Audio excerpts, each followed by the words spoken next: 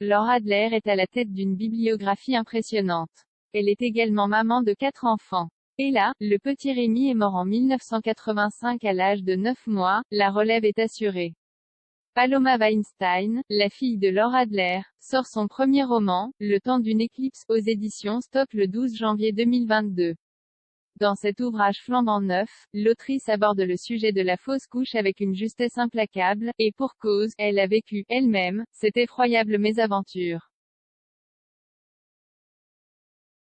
Cette honnêteté, parfois brutale, lui vaut l'admiration de sa mère, bien sûr, mais lui rappelle également quelques frayeurs passées. Quand Paloma est partie vivre aux États-Unis, je ne le lui ai pas dit, mais cela a été une grande souffrance de la voir s'éloigner de moi, explique Laura Adler dans les colonnes du magazine Elle.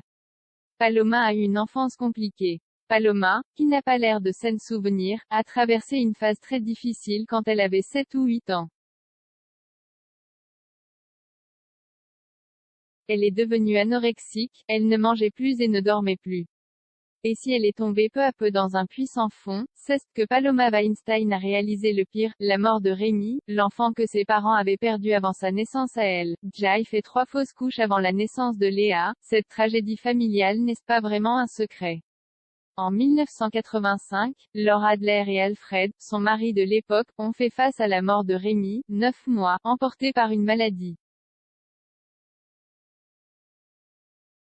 L'écrivaine lui avait consacré le livre à ce soir. Dans le cocon familial, en revanche, elle n'abordait pas tous les jours le sujet.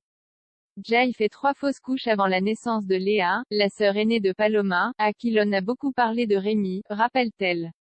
Puis Paloma est arrivée sans crier gare. On était très heureux, Alain et moi, d'attendre un enfant, et, à elle, je n'ai pas parlé de Rémi, ni pendant la grossesse ni après. Rémi est toujours présent. Laura Adler est maman de 4 enfants. Son aîné a vu le jour en 1970. Rémi est décédé en 1985. Puis elle a accueilli Léa et Paloma, fruit de ses amours avec Alain Weinstein. Rémi est toujours présent, confirme la femme de lettres. Et la maladie de ma mère, Ella, m'a introduite dans un monde où il revient beaucoup.